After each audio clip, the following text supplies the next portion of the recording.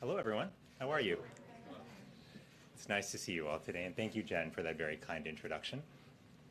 As all of you know, we've come a long way in our fight against COVID-19, and we've come a long way thanks to the efforts of many, many people across communities in the United States. Right now, we are seeing COVID deaths markedly down from their peak in January. We have 160 million people who have been fully vaccinated, and hundreds of thousands of people each day are choosing to get vaccinated. That is all good news. But we are not out of the woods yet. Millions of Americans are still not protected against COVID-19, and we are seeing more infections among those who are unvaccinated. And that's why I want to talk to you today about one of the biggest obstacles that's preventing us from ending this pandemic. Today, I issued a Surgeon General's advisory on the dangers of health misinformation. Surgeon General advisories are reserved for urgent public health threats. And while those threats have often been related to what we eat, drink, and smoke, today we live in a world where misinformation poses an imminent and insidious threat to our nation's health. Health misinformation is false, inaccurate, or misleading information about health, according to the best evidence of it. It's innocuous on social media apps, on retail sites, or search engines. The truth is that misinformation takes away our freedom to make informed decisions about our health and the health of our loved ones. During the COVID-19 pandemic, health misinformation has led people to resist wearing masks in high-risk settings. It's led them to turn down proven treatments and to choose not to get vaccinated. This has led to avoidable illnesses and death. Simply put, health information has cost us lives. Now, health misinformation didn't start with COVID-19. What's different now, though, is the speed and scale at which health misinformation is spreading. Modern technology companies have enabled misinformation to poison our information environment with little accountability to their users. They've allowed people who intentionally spread misinformation, what we call disinformation, to have extraordinary reach. They've designed product features, such as like buttons, that reward us for sharing emotionally charged content, not accurate content. And their algorithms tend to give us more of what we click on, pulling us deeper and deeper into a well of misinformation. Now, we need an all-of-society approach to fight misinformation, and that's why this advisory that I issued today has recommendations for everyone. First, we include recommendations for individuals and families. We ask people to raise the bar for sharing health information by checking sources before they share, to ensure that information is backed by credible scientific sources. As we say in the advisory, if you're not. Second, we're asking health organizations to proactively address misinformation with their patients. Today, the American Academy of Pediatrics is announcing an educational campaign to help parents navigate online health information. I'm encouraged to see this commitment, and again, this is just the beginning. Third, we're asking educational institutions to help improve health information literacy.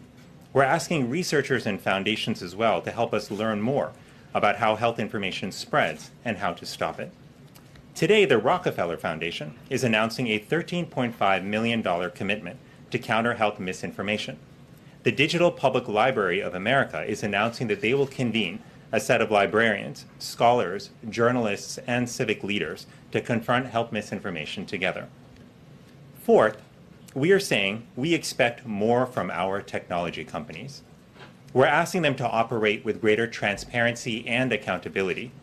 We're asking them to monitor misinformation more closely. We're asking them to consistently take action against misinformation super spreaders on their platforms. Fifth, we're also asking news organizations to proactively address the public's questions without inadvertently giving a platform to health misinformation that can harm their audiences. And sixth, we know that government can play an important role too, by investing in research, by bringing individuals and organizations together to address misinformation, and by supporting groups that are working on this issue. On a personal note, to know that nearly every death we are seeing now from COVID-19 could have been prevented. I say that as someone who has lost 10 family members to COVID-19 and who wishes each and every day that they had had the opportunity to get vaccinated. I say that also as a concerned father of 2 young children who aren't yet eligible for the vaccine. but I know that our kids are depending on all of us to get vaccinated to shield them from this virus. Every week, I talk to doctors and nurses across our country who are burning out as they care for more and more patients with COVID-19 who never got vaccinated, all too often because they were misled by misinformation. We must confront misinformation as a nation. Every one of us has the power and the responsibility to make a difference in this fight. Lives are depending on it. You can read the full advisory at surgeongeneral.gov/health misinformation.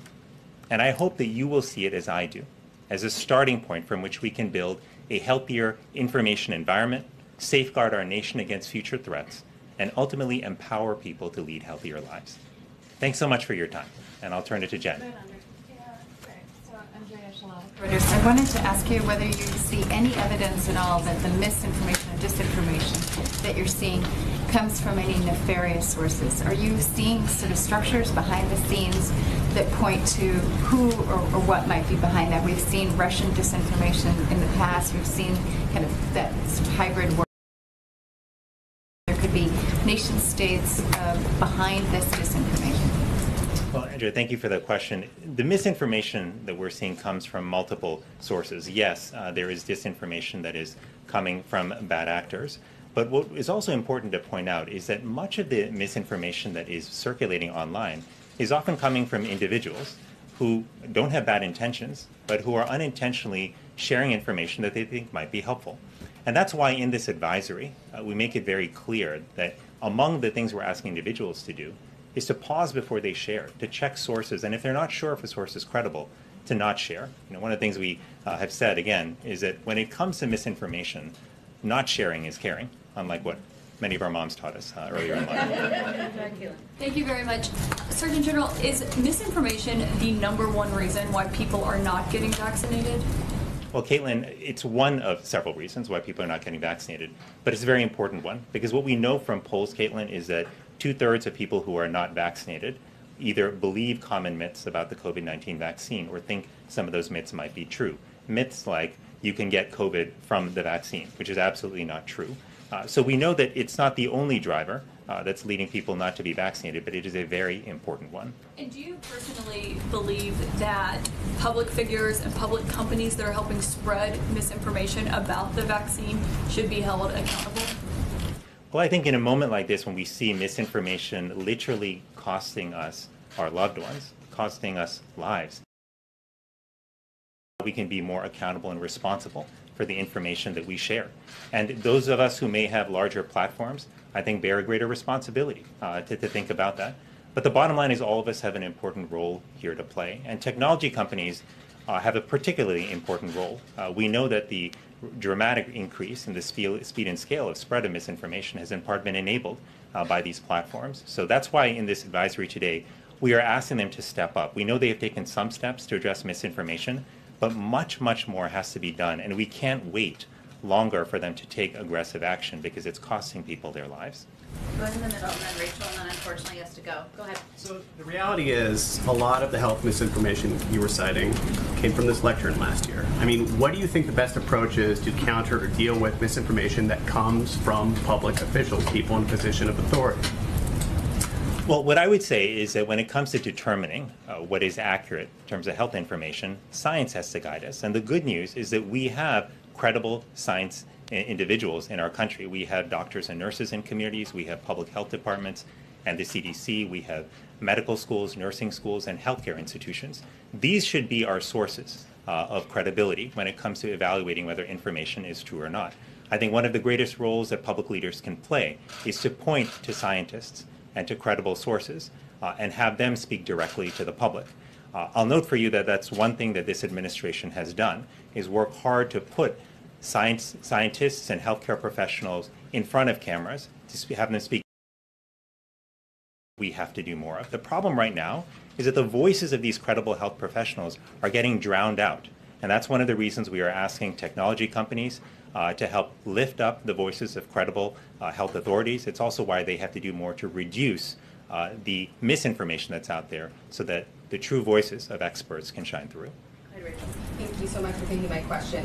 So are there specific elected leaders that you believe are part of the problem with pushing this misinformation? And we had an ABC News Washington Post poll that showed that 93% of Democrats say they're vaccinated or will be vaccinated, but only 49% of Republicans say the same. So how do you break through to the people who may be trusting some of these elected leaders that are pushing maybe some of this misinformation more than they actually trust members of your own administration?